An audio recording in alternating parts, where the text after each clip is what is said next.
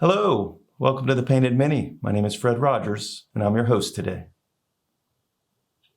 Bum, bum, bum, bum.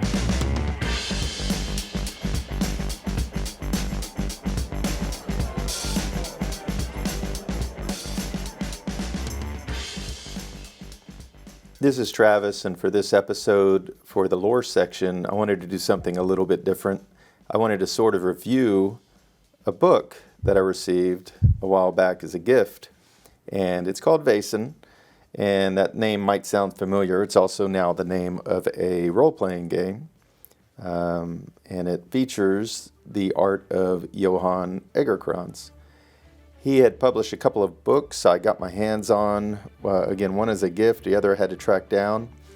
And these are from B. Wallström's publishing in Sweden.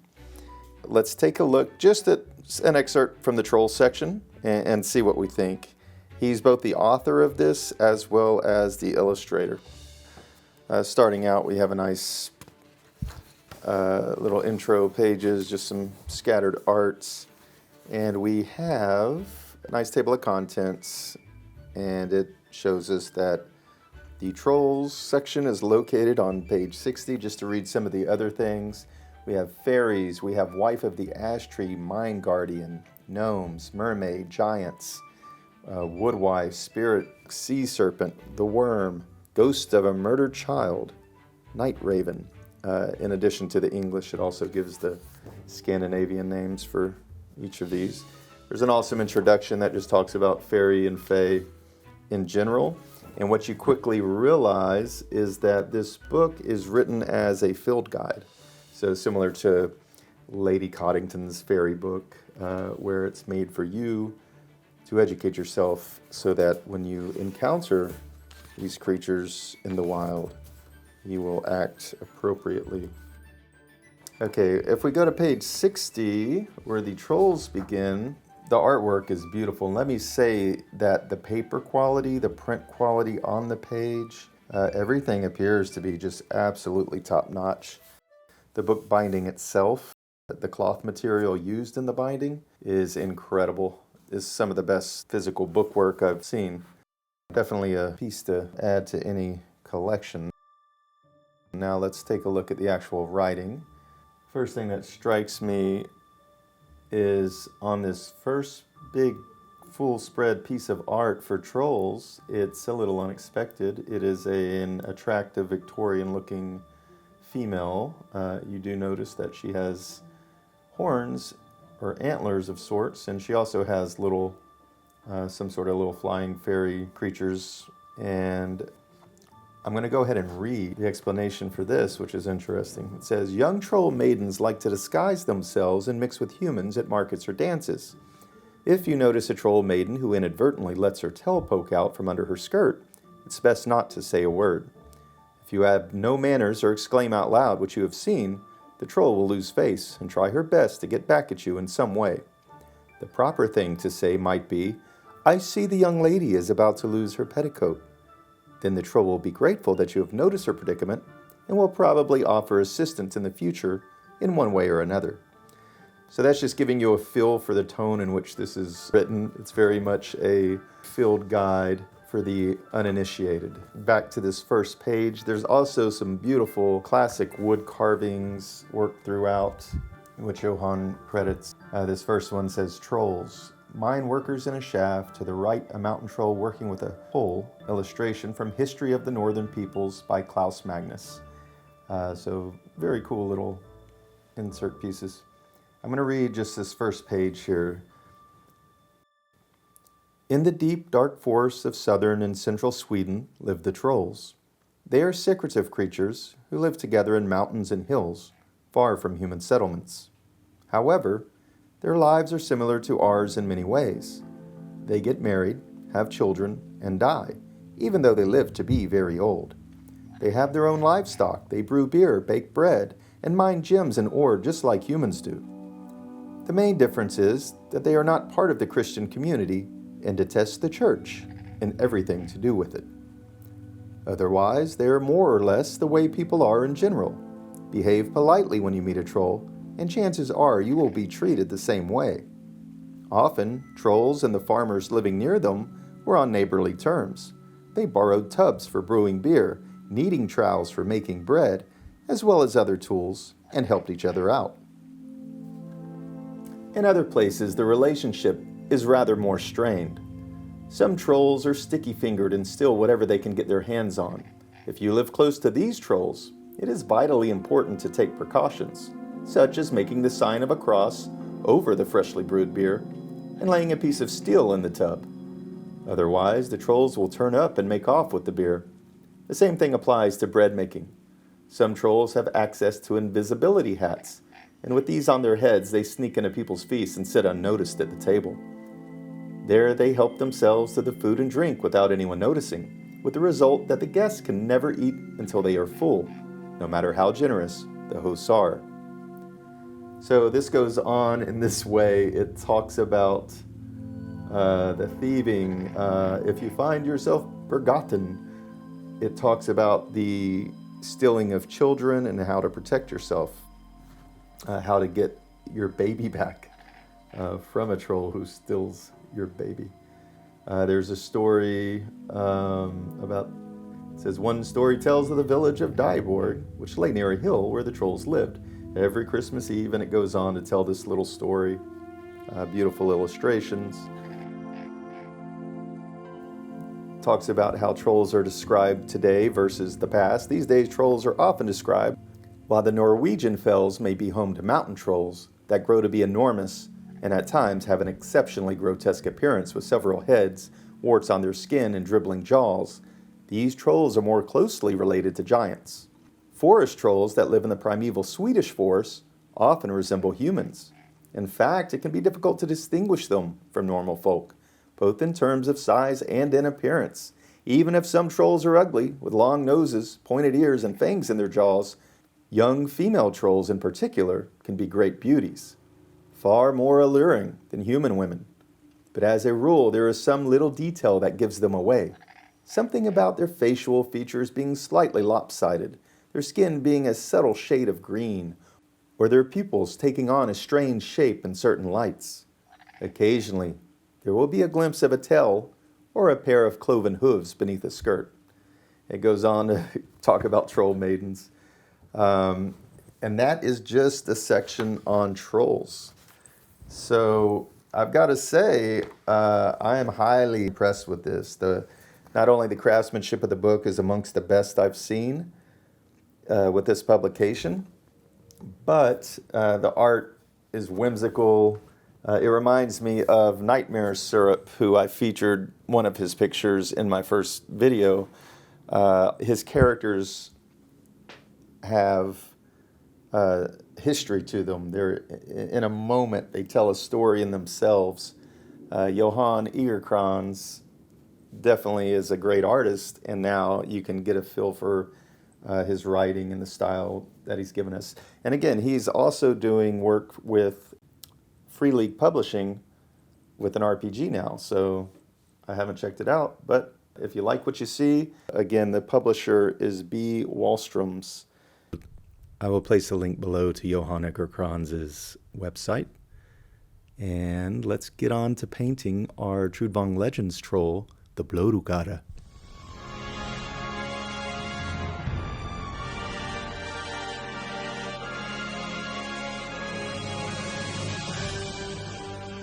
Okay, we can see here our Book of Sagas features our troll. And looking at the color palette for it, it's mainly, looks like flesh colors, maybe dark flesh with a little bit of purple and that sort of bluing on the extremities.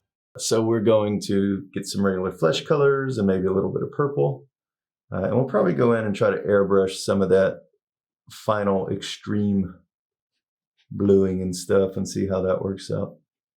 I have gone ahead and just did a zenithal paint job on my Mini. So you can see that he is ready to go.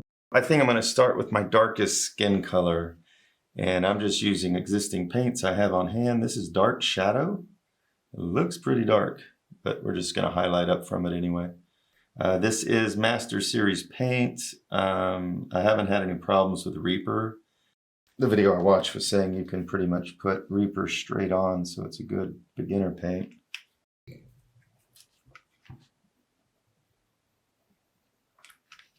Okay.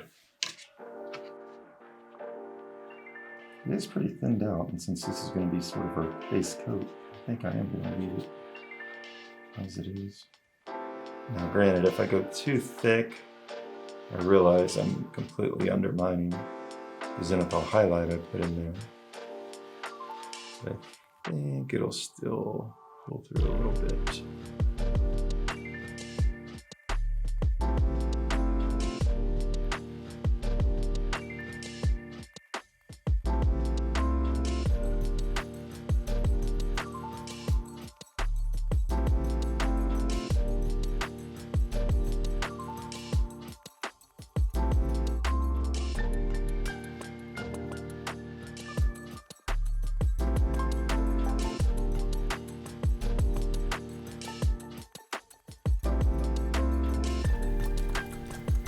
Our next color would probably be to this desert stone. Yeah, looks pretty good. Put a drop or two of this back in there. Using my mixing brush.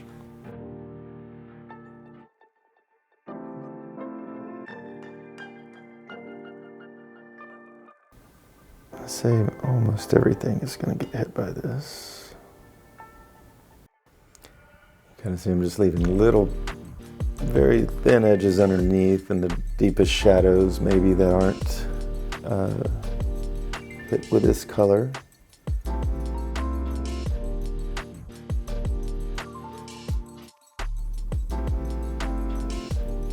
Okay, I think that one is pretty much good. I'm not getting anything in the back. I'm gonna leave that with the initial color.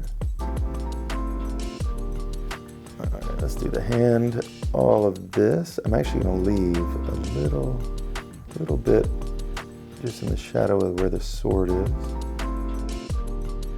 Thin it just a touch.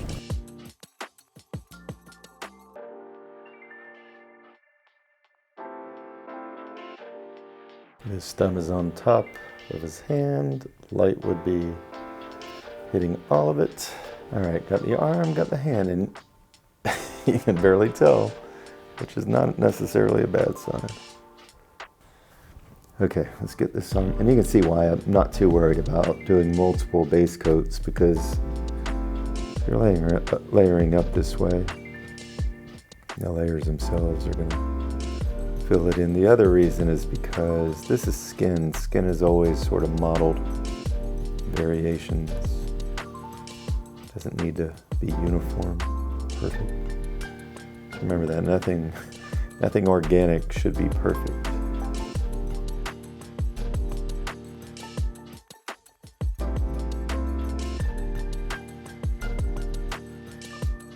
All right, now just have the face left, I believe.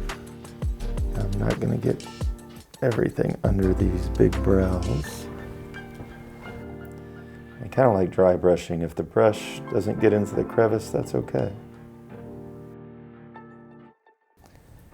And we are going to add, this is our, I wish I could read what that says.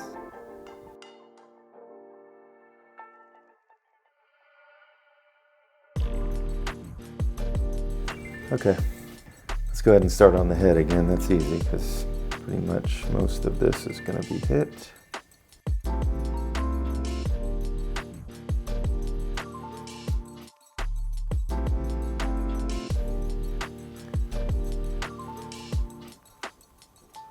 So anything that the light would hit,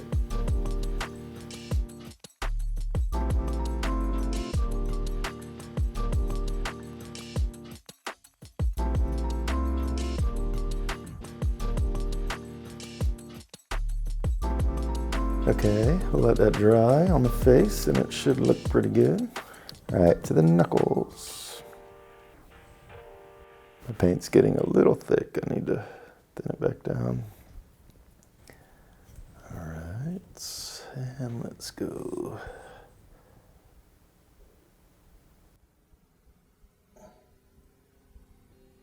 I'm gonna leave this little area in here unpainted.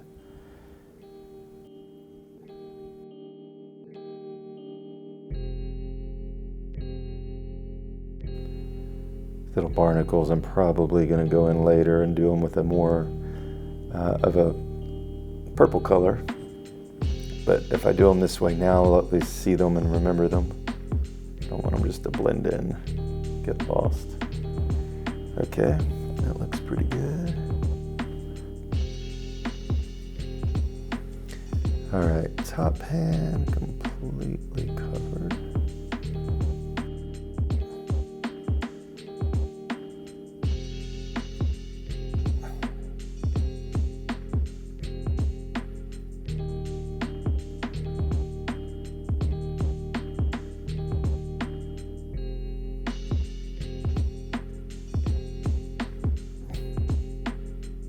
Now that I've set up a monitor, I just have to remember to look at it.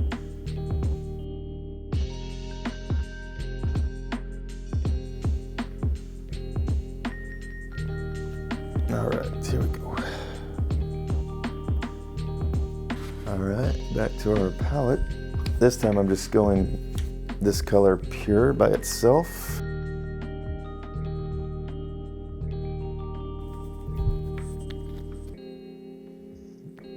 Pile there.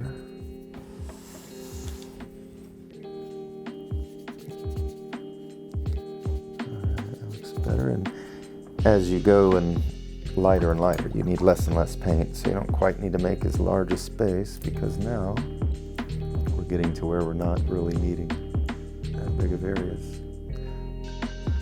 So we have another color here mixed up.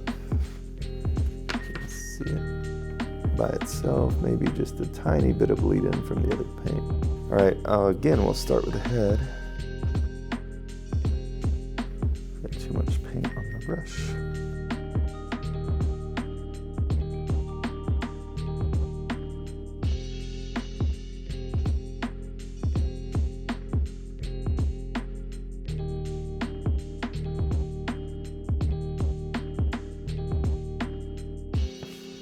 All right, this is where it's really going to start coming together, I think. Usually about this step is where it becomes fun.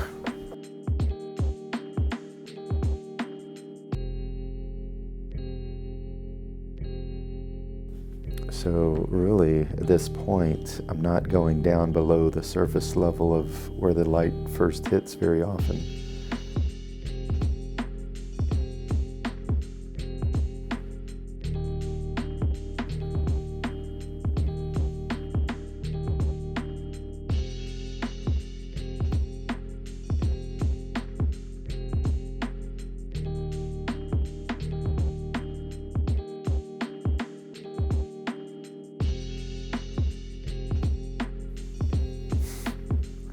I have the neighbor kid rolling up and down on a skateboard.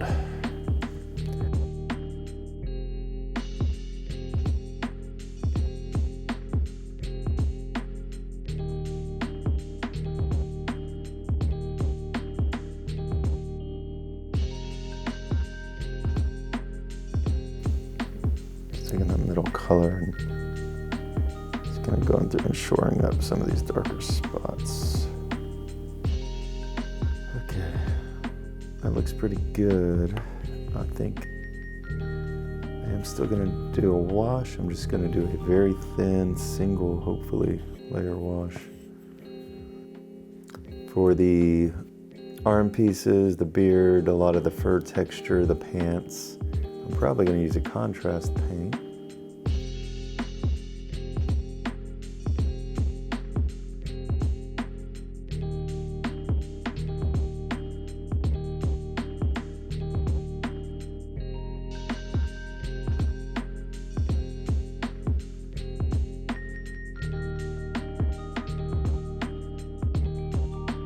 Okay, so I have a separate little thing I use for my shades. I'm gonna try to keep this thin and subtle. We'll see what happens. I should probably go one more, but I think I'm gonna end up highlighting once the shade is dry on top. Just do it right in the middle here.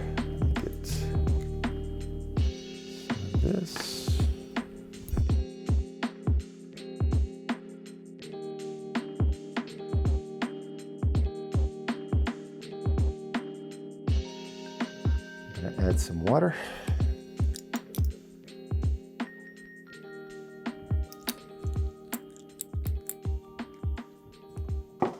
And a little bit of lemon medium. I could just do flow improver, but I think I left it. All right, mix that. It still looks pretty thick. Let's see.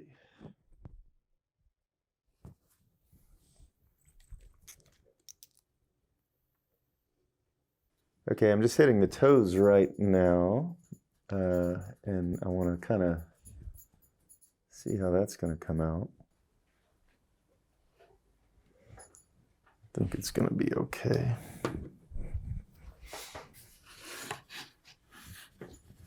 All right, let's go ahead and do the head.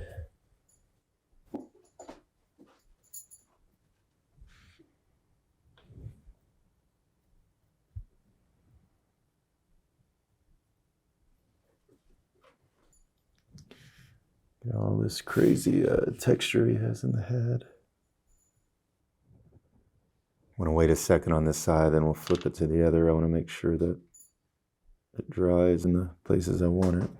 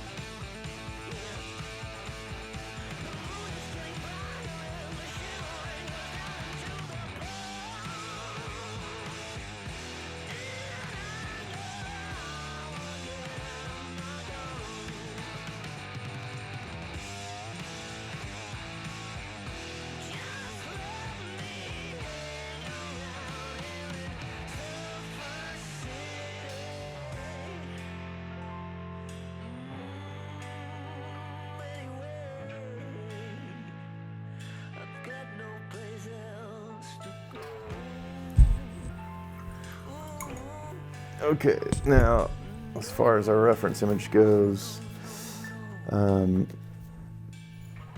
is looking much more conventional here. I don't have the blue, I don't have the purple in there. So those are things I can work in. I'm gonna go ahead and do the beard, the clothing, and I think we're gonna, well, that's going to be contrast, so might need to do that purple now. Let's see if I can get it just a real thin, wispy coat without having to go to the airbrush to do it. Let's see what happens.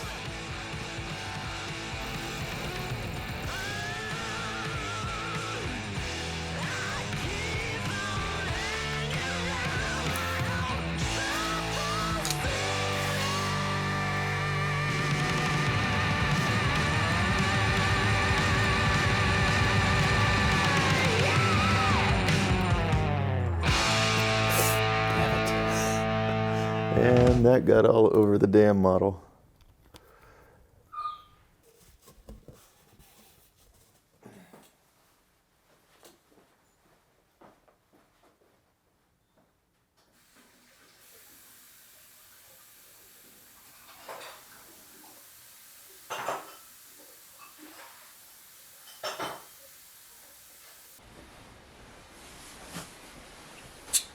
All right, let's see if I can salvage this after the great purple spill.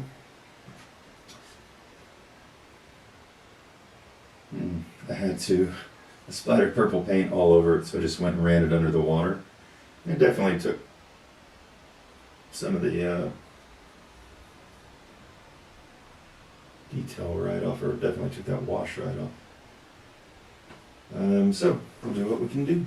All right, so I'm gonna just take a second and do the bone of his horns. That is a skeleton horde contrast paint. I like this color a lot. Comes in handy. I use it for a lot of things. Again, I don't really want to use a good brush for applying the contrast paint. Contrast paint maybe deserves something a little better than a wash, but let's see what we got. It needs to be a bigger brush that still has some detail control. Go with this guy right. Artist Loft. Budget brand. Here we go.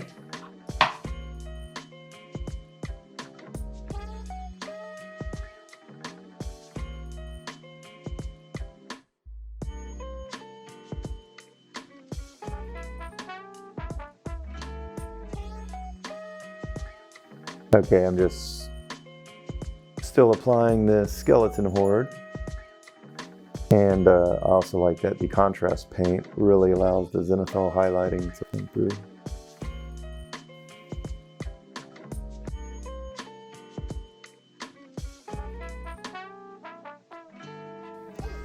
Okay, so for this one,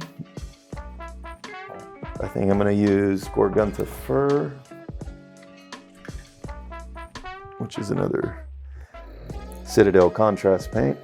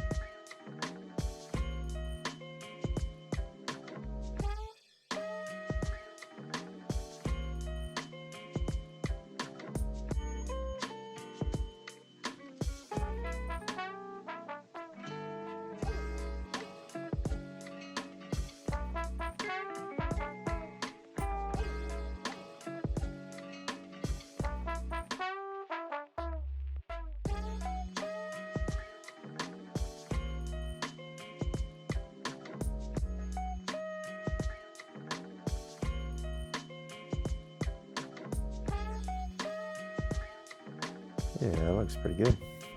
Let's see how it dries though.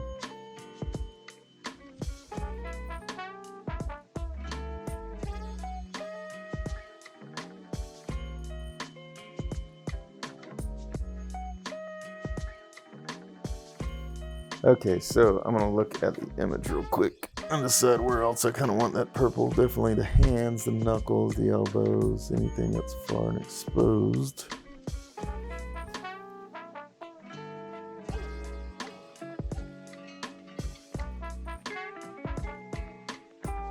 I do like that apothecary white as a color.